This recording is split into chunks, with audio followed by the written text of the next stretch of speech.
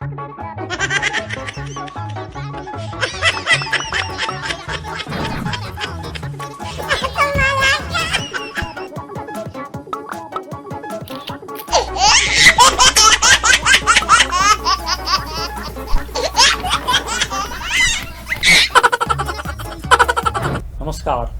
Life okay टेलिभिजनको नियमित हास्य व्यङ्ग्य साहित्य सृजना र विभिन्न समालोचनाहरूको कार्यक्रम हास्य व्यङ्ग्य सभामा यहाँहरूलाई हार्दिक स्वागत गर्दछु। म गोपाल नेपाल। आज यस हास्य व्यङ्ग्य सभामा मैले एकजना उदीयमान सशक्त हास्य व्यङ्ग्य क्षेत्रका सशक्त कवि आदरणीय व्यक्तित्व पुण्य आचार्य बाछिटाज्यूलाई यस कार्यक्रममा आमन्त्रण गरेको छु। म यस कार्यक्रममा पुण्य आचार्यज्यूलाई हार्दिक स्वागत गर्न चाहन्छु। यहाँलाई कार्यक्रममा हार्दिक स्वागत छ। धन्यवाद गोपाल सर। हास्य व्यङ्ग्य साहित्य, यहाँले हास्य व्यङ्ग्य साहित्यलाई कसरी विश्लेषण गरिराख्नु भएको छ? यहाँ त प्राध्यापक हुनुहुन्छ। हास्य व्यङ्ग्य चाहिँ के हो भने जहाँ आफू पुगिन्छ, जे देखिन्छ, हरेक चिजका केही नकारात्मक पक्षहरूलाई हामी हास्य व्यङ्ग्यकारहरूले तुरन्त टिप्ने गर्छौँ। र तपाईँले सोध्नुपर्दा हामी आफैलाई पनि व्यङ्ग्य गरिरहेका हुन्छौँ। तपाईँ स्वयं कार्यक्रम चलाइरहनु भएको छ, मलाई निम्ता गर्नुभएको छ र तपाईँको पनि व्यङ्ग्य हामी गर्छौँ केही नकारात्मक पक्षहरूलाई समेटेर, जसले गर्दा देख्दा बाहिरबाट त्यो नकारात्मक हो, तर वास्तवमा त्यसले सन्देश सकारात्मक दिइरहेको हुन्छ। मान्छेले यो बुझ्दैनन्, नबुझेर नकारात्मक रूपमा लिन्छन्। वास्तवमा व्यङ्ग्य भनेको सकारात्मक कुरो हो। त्यसले सही बाटोमा समाजलाई, राष्ट्रलाई मार्गदर्शन गर्छ वास्तवमा हास्य व्यङ्ग्यले। हजुर, यहाँले त पश्चिमा साहित्य पनि अध्ययन गर्नुभएको छ। पश्चिमा साहित्यको त्यो हास्य व्यङ्ग्य, कमेडी एन्ड सटायर र पूर्वीय हास्य व्यङ्ग्य अथवा हाम्रो नेपाली हास्य व्यङ्ग्यमा तादात्मक भिन्नता यहाँले के पाउनु भएको छ? अब पहिली पश्चिमाहरूको रचनामा हास्य व्यङ्ग्य निकै चलेको सुरुवाती बेलामा हामी पाउँछौँ। तर अहिले अब उनीहरू अलि सम्पन्न पनि भएर गए, धेरै नकारात्मक पक्षलाई उनीहरूले माइनस गर्दै गए, जसले गर्दा यो हास्य व्यङ्ग्य अहिले हाम्रो पूर्वीय क्षेत्रमा, विशेष गरी दक्षिण एसियाली क्षेत्रमा जति सशक्त छ, अहिले अलिक उतापट्टि यतिको छैन। तर पनि उनीहरूले अब आइरोनी भनेका छन्, फार्स भनेका छन्, सटायर भनेका छन्, होइन? यसरी हास्य व्यङ्ग्यको त्यहाँ पनि राम्रो हास्य व्यङ्ग्य चलेको थियो। त्यसअनुसारका नाटकहरू लेखिन्थे। पात्रका नामहरू पनि विकास, सिर्जना जस्ता नामहरू उनीहरूले पनि राखेका थिए र पूर्वीय जगतमा पनि हामी त्यस्तो पाउँछौँ।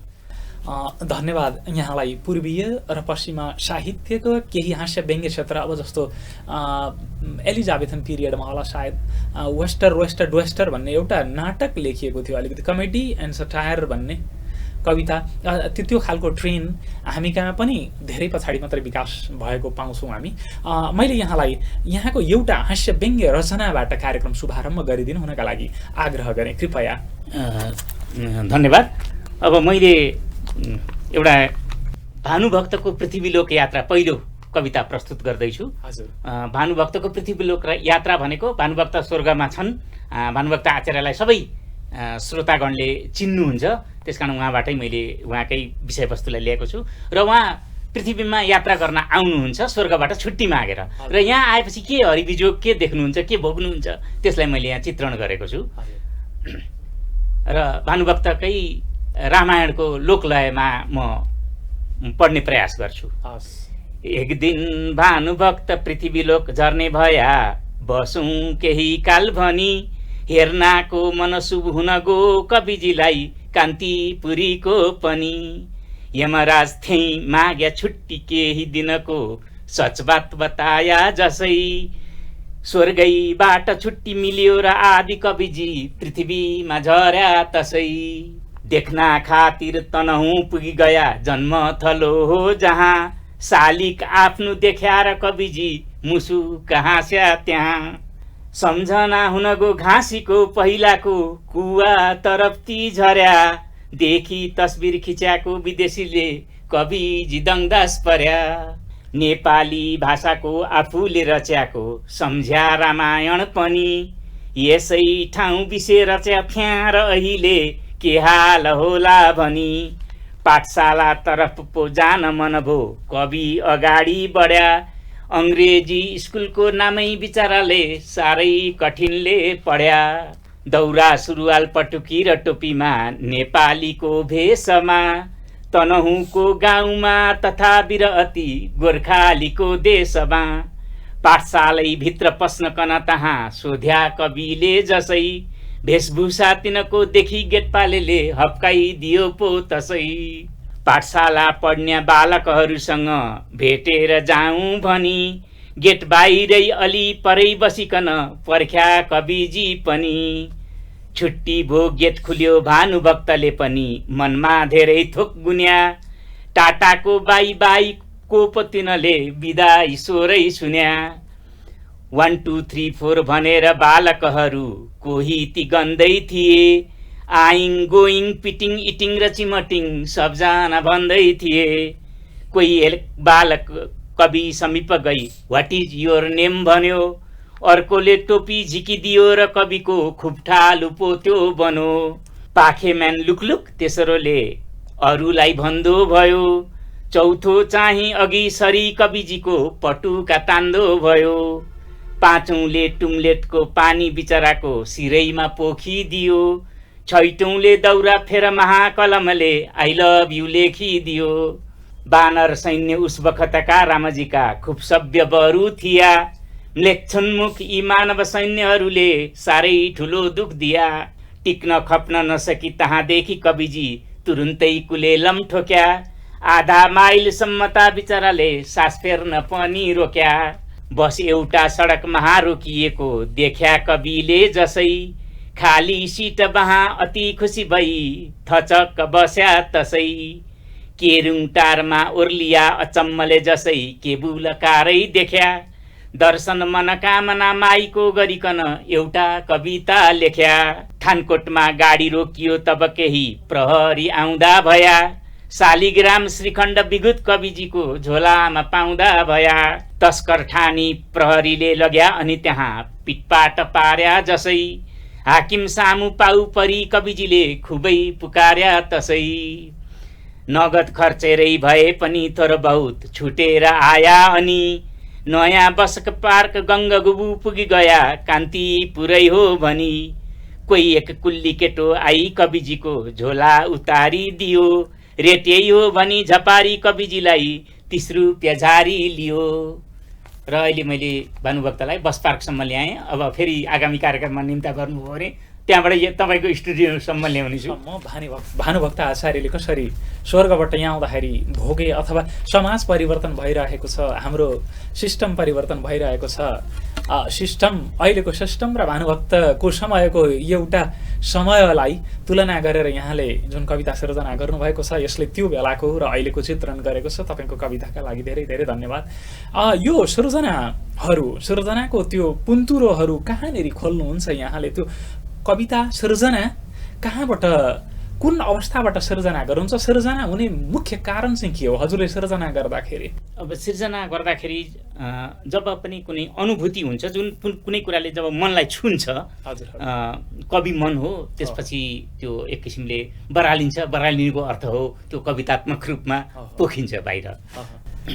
अनि सामान्य लेखहरूभन्दा अलिकति बढी भत्काइएका शब्दहरू, हैन, शब्दहरू, वाक्यहरू, प्रत्येक प्याराग्राफहरू यहाँ त जति भत्कायो साहित्य हुन्छ भन्ने पनि एउटा माहौल छ। त्यस्तो खालको साहित्यलाई यहाँ के भन्नुहुन्छ? अब त्यो यदि मिलेको छ भत्काउँदा पनि त्यो मिल्छ। अन्त एउटा विशेषता पनि हो डिस्टर्सन अफ द ल्याङ्ग्वेज, होइन? डिस्टोर्ट गरेर त्यो भन्न सकिन्छ। अब त्यसलाई नराम्रो रूपमा लिनु हुँदैन। अझ हाम्रो व्यङ्ग्यमा त त्यसरी पनि एउटा व्यङ्ग्य देखाउन सकिन्छ र पाठक अथवा दर्शकहरूलाई हँसाउन सकिन्छ, आनन्द दिन सकिन्छ।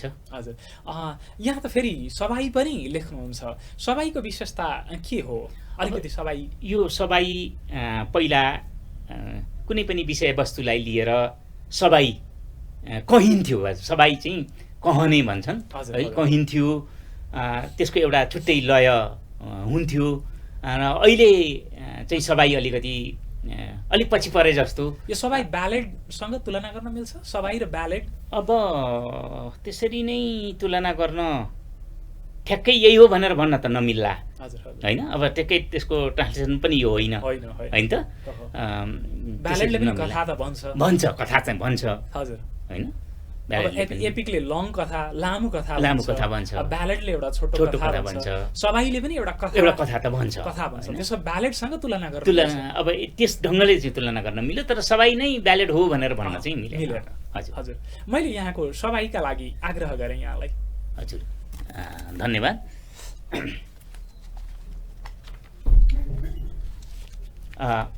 यो शीर्षक छ क्वालिटी एजुकेसनको सबाई। क्वालिटी एजुकेसनको सबाई। हजुर, होइन? अब क्वालिटी एजुकेसन कहाँ पाइन्छ भनेर भ्रम छ जुन हामीलाई, त्यो भ्रमलाई यहाँ सबाईका रूपमा यो पनि व्यङ्ग्यात्मक नै छ। अब व्यङ्ग्यमा सबाई पनि लेख्न सक्यो, कविता लेख्न सकिएपछि सबाई पनि लेख्न सकियो, गीत पनि लेख्न सकियो, होइन त? ल, क्वालिटी एजुकेसनको सबाई। सुन सुन भद्र बलादमी म केही भन्छु, क्वालिटी एजुकेसनको सबाई कहन्छु। जथाभावी स्कुल खुल्छन् नियन्त्रण छैन, कागजको खोस्टो भाछ हाम्रो शिक्षा ऐन। च्याउसरी स्कुल उम्रे गाउँ टोलभरि, मर्का परो गार्जियनलाई छान्ने कसो गरी। छोराछोरी पुगी 2 पुगी जब लागे 3, स्कुल चाँडो हाल्नु पर्यो ढिला गर्ने किन। हेर्नु त बिजोग, 3 वर्ष पुगेको छैन है।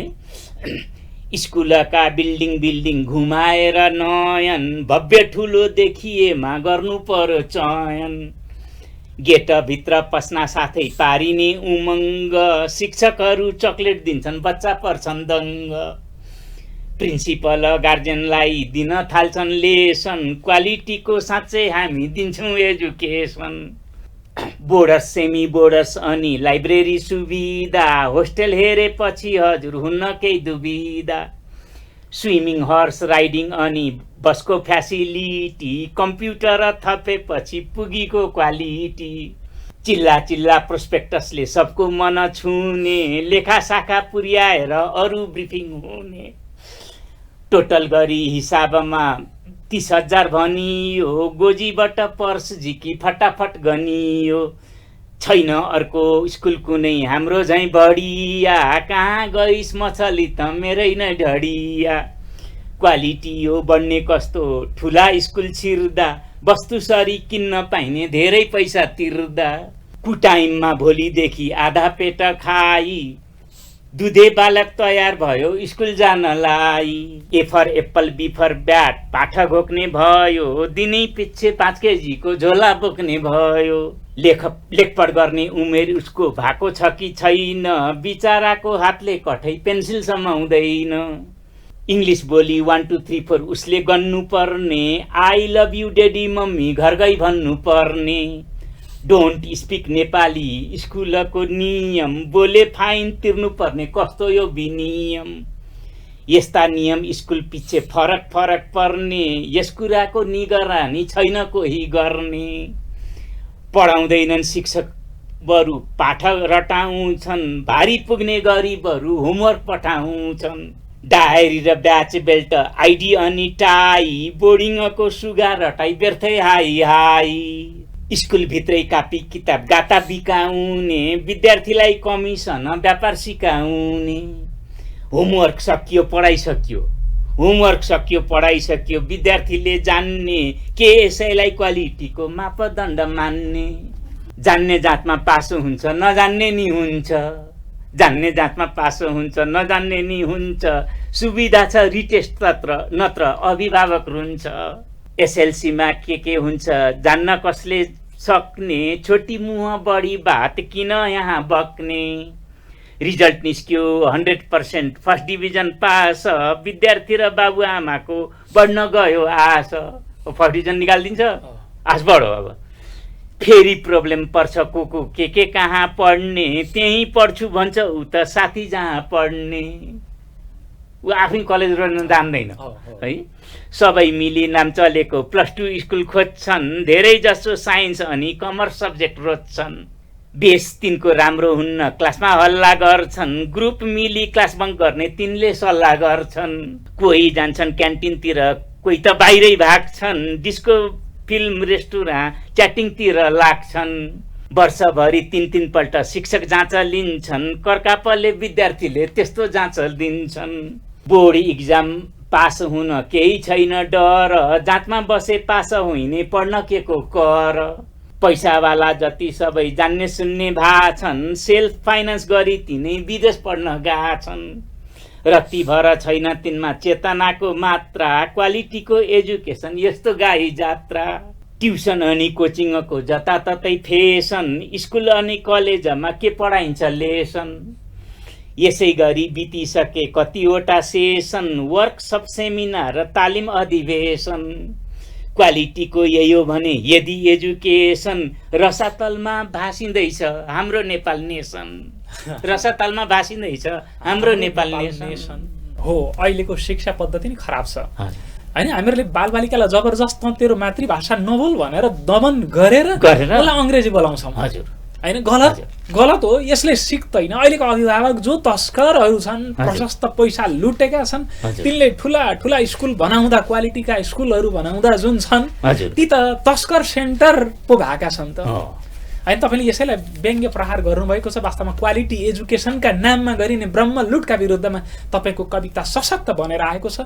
यो सभाले यही कथा बोलेको छ, नेपाली समाजलाई झकझकिआएको छ। तपाईँलाई यो कविताका लागि धेरै धेरै धन्यवाद दिन्छु, आभार प्रकट गर्दछु। मैले यहाँलाई फेरि अर्को कविताका लागि पनि आग्रह गरेँ। अर्को चाहिँ मैले अलिकति अब यो व्यङ्ग्यकारले कसरी जोड्दा रहेछन्, जस्तो यहाँ प्रेम र अख्तियार शीर्षकमा जोडिएको छ। यो हिसाब किताब, अकाउन्ट, कमर्स प्रेमसँग कसरी सम्बन्धित हुँदो रहेछ, त्यस विषयलाई मैले यहाँ चित्रित गर्न खोजेको छु। अख्तियारमा पर्यो भने हाम्रो प्रेम मर्न सक्छ। यहाँ तपाईँले यो हाम्रो एकाउन्ट विषयका, कमर्स विषयका थुप्रै शब्दहरू पाउनुहुन्छ। कविताको शीर्षक अख्तियारमा पर्यो भने हाम्रो प्रेम मर्न सक्छ। अब प्रेम अख्तियार, तिम्रो र मेरो प्रेमको अब डेबिट अनि क्रेडिट हुन्छ। फाइनल अकाउन्ट बनाउनु पर्छ किनकि यसको अडिट हुन्छ। हाम्रो प्रेमको हिसाब मिलाउन डिस्काउन्ट जति कटाउनु पर्छ, छल कपट भएको भए डिप्रिसिएसन घटाउनु पर्छ। अडिटरलाई देखाउन ब्यालेन्स सिट बनाउनु पर्छ, छुट्टा छुट्टै भाउचर बनाई हाम्रो प्रेमलाई जनाउनु पर्छ। पर्सेन्टेज थपथाप गरी हामीले उसलाई मनाउनु पर्छ, फेरि मान्दैन अडिटर। ब्यालेन्स तलमाथि भए पनि एकदम ठिक छ भनाउनु पर्छ। त्यसपछि मात्र हाम्रो प्रेम मन्त्रालयबाट सदर हुन्छ। कतै कसैको डर हुन्न, सबैतिरबाट कदर हुन्छ। मले पले ओके गर्छ, बजेट पनि पास हुन्छ, बल्ल आफ्नो बैंक खातामा डिपोजिट गर्ने आश हुन्छ प्रेमलाई। नत्र हाम्रो चोखो प्रेमलाई जसले जे पनि गर्न सक्छ, सम्पत्ति जाँचबुझ आयोगको कालो सूचीमा पर्न सक्छ, काउन्ट डाउन भाइ माथिबाट तल तल झर्न सक्छ। अख्तियारमा पर्यो भने हाम्रो प्रेम मर्न सक्छ। अख्तियारमा पर्यो भने हाम्रो प्रेम मर्न सक्छ। अख्तियारमा पर्न नदिकन डेबिट क्रेडिट, यो कुन विषयवस्तु यहाँले यहाँ उठाउनु खोज्नु भएको छ कवितामा? त्यो प्रेम र अख्तियार दुरुपयोग अनुसन्धान आयोग, के विषय, के प्रसङ्ग यहाँले यो कवितामा उठाउनु? अब यो भनेको चाहिँ अब हामीले जुन तीनटा, एउटा सिधा सोझो अर्थ, अभिधा, लक्षणा र व्यञ्जना पाउनुहुन्छ तपाईँले। अब अख्तियार भनेको अब प्रेम, जब प्रेमिका जब प्रेम गर्छन्, अब उसको समाज, बाउ आमा यिनीहरू नातागोता अख्तियार भए होइन, त्यो जचिनु पर्यो नि प्रेमलाई त। भोलि चाहिँ होइन हिसाब किताब होइन सबै ठ्याक्क मिल्नु पर्यो, अनि त्यो प्रेम सफल हुने भयो। महालेखा परीक्षक, हजुर, महालेखा परीक्षकले ओके गर्नु पर्यो, ओके गरेपछि अनि मात्रै प्रेम बस सफल भयो। प्रेमका लागि प्रेम प्रस्ताव स्वीकृति हुने भयो। पहिले त प्रेम प्रपोजल होला, स्वीकृति गर्दै लाने। अब यो महालेखा परीक्षक चाहिँ के यो प्रपोजल स्वीकार गर्ने पक्ष भयो होइन समाजको। हजुर होइन अब यसरी लाक्षणिक रूपमा प्रस्तुत गर्न सकिन्छ ओहो हैन व्यङ्ग्यकारहरूले हास्य व्यङ्ग्यलाई पनि यहाँले लाक्षणिक रूपमा हजुर अनि यो त प्राय सीधा सीधा अलिकति अलिक वक्रोक्ति अलिक घुमाएर हजुर प्रहार गरिने यस्तो यो व्यङ्ग्यमा यहाँले अरू कस्ता कस्ता पक्षहरूलाई समेत समेट्नु भएको छ अब यो त जुनै सुकै पक्षलाई पनि समेटिएको हुन्छ हजुर होइन अब भनौँ न हामी अब प्राध्यापकहरू एउटा आफैलाई कसरी व्यङ्ग्य हुन्छ 2 लाइन सुनाएर अनि म तपाईँले अर्को कविता पाठ गर्छु जस्तो बिहानदेखि बेलुकासम्म पढाएको पढाइ गर्नुपर्छ खाना खानै भ्याइँदैन बिहानदेखि बेलुकासम्म पढाएको पढाइ गर्नुपर्छ खाना खानै भ्याइँदैन सरकारी कलेजमा स्थायी जागिर छ हेर्नुहोस् न त्यहीँ चाहिँ जानै भ्याइँदैन प्राध्यापकहरूको यो चलन प्राइभेटमा गएर पैसा कमाउने सरकारीमा हाजिर गर्ने रेट ट्यापिजमको समस्या छ रेट ट्यापिजमलाई तपाईँको यो कविताले प्रहार गरेको छ हेर्नु त व्यङ्ग्य कहाँ जहाँ पनि हुँदो रहेछ आफैमा हुँदो रहेछ आफैलाई हुँदो रहेछ होइन त सरकारी कार्यालय सरकारी निकाय भनेको नै लुट्ने ठाउँ भएको छ अधिकांश नेपाली नेतृत्ववर्ग अथवा कर्मचारी वर्ग होइन त्यसैको चित्रण छ यो कवितामा मैले यहाँलाई पुनः अर्को कविताका लागि अन्तिम कविताका लागि आग्रह गरेँ कृपया धन्यवाद अब यो चाहिँ अन्तिम रिमोटको हुन त मेरो यो कविता सुन्नेका पनि छन् साथीहरूले जतिले सुन्नु भएको छ उहाँहरूले लु रिमोटको मात्रै लेखेर भएन अब अहिलेको चाहिँ यो मोबाइलको पनि चाहियो भनेर माग गरिरहनु भएको छ कुन दिन फुर्छ यो रिमोट चलाएका बेला जति बेला रिमोट एकदमै हाम्रो हातमा हुन्थ्यो तपाईँ हाम्रो हातमा तर हामी कस्तो हुन्थ्यौँ भने हाम्रो स्वार्थ हेर्थ्यौँ रिमोटले चाहिँ कति दुःख पाइरहेछ त्यो चाहिँ रिमोटको दुःखलाई चाहिँ हामीले ख्याल गर्दैनथ्यौँ र यो कविता मार्फत श्रोता वृन्दले कतिले त कविता सुनेर रिमोट छुन मन लागेन पनि भन्ने प्रतिक्रिया व्यक्त गर्नुभएको छ त्यो कवितालाई मैले रिमोटको दुःख शीर्षक चाहिँ रिमोटको दुःख रिमोटलाई हामीले बडो सहज रूपमा लिन्छौँ र त्यसले कति दुःख पाउँदो रहेछ ऊबाट म बोल्दिनँ यहाँ रिमोट बोल्छ है त सुगम होस् वा दुर्गम सहर होस् वा गाउँ पुगिसकेका छु म त्यस्ता सबै ठाउँ रिमोट त अहिले गाउँ गाउँ पुगेको छ परिचय दिउँ म रिमोट मेरो नाउँ मेरा हाल समाचार हजुरलाई सुनाऊ ग्याजेट नयाँ तर फुटेको छ कर्म कसलाई पो सुनाऊ दुःख पीडा मर्म ब्याट्री खाई 1 जोरो 2 वर्ष पालिन्छु पलङ्ग लैचार सोफामा फालिन्छु कहिले टिभी सेटको छेउछाउमा बस्छु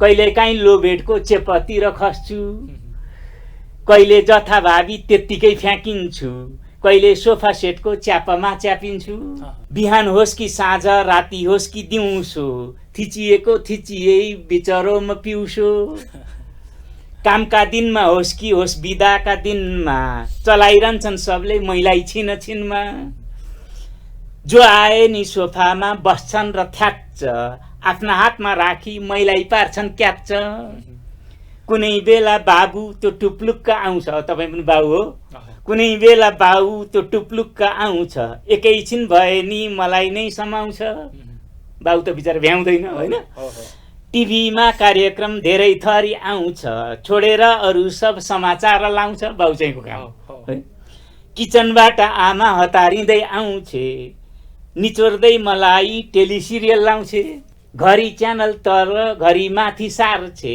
दालमा नुन चर्को भात गिलो पार्छे सिरियलका पाठ ऊ अरूलाई पढाउँछे दुध उम्लेर जान्छ तरकारी डढाउँछे लमक झमक गर्दै अनि आउँछे छोरी कमै पो के हुन्थी त्यो नक्कली मोरी थिचेर मलाई त्यो ऐया पार्छे आमा चाहिँको च्यानल अर्कोतिर सार्छे आमा छोरीको च्यानलै मिल्दैन आमालाई छोरीलाई च्यानल अर्को बदलिरहँदा मलाई लाग्छ झर्को डाङडाङ डुङडुङ गर्दै अनि आउँछ छोरो मलाई थिची जोडले क्रिकेट लाउँछ मोरो जब एकैसाथ पर्छन् दिदी भाइ तानातान्ती गर्छन् समाती मलाई ती दुईटाका बिचमा लाप्पा नै पो पर्छ म भाँच्चिन खोज्छु साह्रै मर्का पर्छ दुधे बालक मलाई औधी माया गर्छ फुचे पनि छ त्यहाँ दुधे बालक मलाई औधी माया गर्छ समाउँदै खेलाउँदै साह्रै मख पर्छ घरि यता फाल्छ घरि उता फाल्छ मुखभित्र हाल्छ अनि चाट्न थाल्छ हजुर आमा बुढी काटिसकिन् 80 चिथोर छिन् मलाई टिभी छेउमा बसी कता थिच्नु पर्छ आफू ती जान्दिनन् अरूले भनेको पनि ती मान्दिनन् हजुरबा ती बुढा फुक्लिसके दाँत समय कटाउँछन् मैलाई लिई हात मामा माइजू फुपू अनि काका काकी मलाई थिच्न तिनले किन राख्थे बाँकी काम गर्ने केटी त्यो जब मौका पाउँछे हस्याङ फस्याङ गर्दै टिभी खोटा आउँछे जति सक्दो मलाई बेसरी दबाउँछे छुनु मुनु गर्दै आफ्नै च्यानल लाउँछे सधैँ जसो आउँछन् भाइ र भतिजा खाजा खान्छन् तिनले मटन अनि पिजा भए जति च्यानल एक एक गरी सार्छन् थिची किची मलाई हुरुक्कै ती पार्छन् चाहे पाहुना हुन् चाहे सङ्गी साथी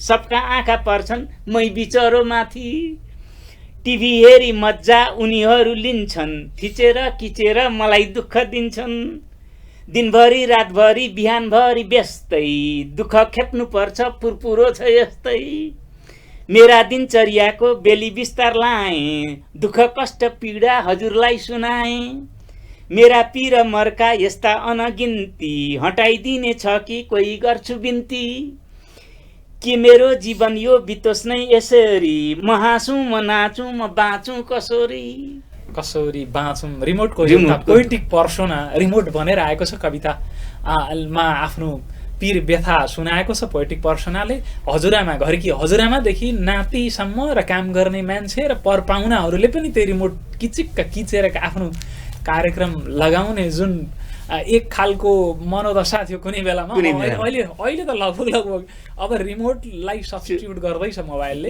अहिले घोप्टे परेर घोप्टो परेर मोबाइलमा दुनियाँका नजरहरू छिरेका छन् अब तपाईँको कविता फेरि मोबाइलमा आओस् अथवा मोबाइल जस्तै अहिलेको नयाँ ग्याजेट यस्तै विषयमा यहाँको कविता आओस् यहाँ आइदिनु भयो लाइफ ओके टेलिभिजनको स्टुडियोमा आई यहाँले आफ्नो कार्यक्रम रेकर्ड गर्न सहयोग गरिदिनु भएकोमा आजका अतिथि आदरणीय कवि पुण्य आचार्यज्यूलाई यस कार्यक्रमबाट म बिदा हुँदै यहाँलाई पनि आफ्ना विचारहरू राख्दै बिदा लिदिनु हुनका लागि हार्दिक आग्रह गर्दछु।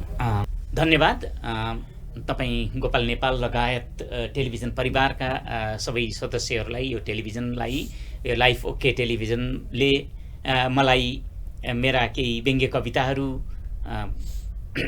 सुनाउने दर्शक समक्ष लैजाने जुन अवसर दिनुभयो त्यसमा र व्यङ्ग्य के हो रहेछ भन्ने बारेमा युवा पिँढीले पनि यो कार्यक्रम हेरेर केही सिक्ने मौका पाए र विषयवस्तु व्यङ्ग्यको विषयवस्तु जहाँ पनि भेटिन्छ छरपष्ट छ। अझ हाम्रो जस्तो देशमा यो राजनीति बिग्रेको देशमा त व्यङ्ग्यको त अब खानी नै छ भनौँ न। यो हाम्रो देशमा के अहिले खानी युरेनियम छ भन्छन्, व्यङ्ग्य युरेनियम भन्दा पनि महँगो छ व्यङ्ग्य अहिले, त्यस्तो छ। देख्दा चाहिँ सस्तो तर वास्तवमा यो महँगो छ र यो महँगोलाई हामीले सम्हालेर राख्न तपाईँहरू जस्ता कार्यक्रम प्रस्तुताहरूले लागिरहनु भएको छ। सबैजसो मिडिया क्षेत्रले पनि यसलाई महत्त्व दिन थालेको छ अहिले। यति भन्दै टेलिभिजनलाई पुनः धन्यवाद दिँदै दर्शकहरूलाई पनि मेरो तर्फबाट धन्यवाद दिँदै मेरो नाम चाहिँ पुण्य प्रसाद आचार्य र टाइटल चाहिँ मैले बाछिटा यो पनि अरूले नै जुराइदिएको। यस्तै कविता एउटा पत्रिकामा छापियो, उहाँहरूले तपाईँको नाम हामीले बाछिटा कविता पढेर बाछिटा राखिदिउँ भन्नुभयो, त्यसैलाई मैले पिकअप गरेर अहिलेसम्म लिँदै आएको छु। र टेलिभिजनलाई धेरै धेरै धन्यवाद र श्रोताहरूलाई पनि धेरै धेरै धन्यवाद। हस्, धन्यवाद।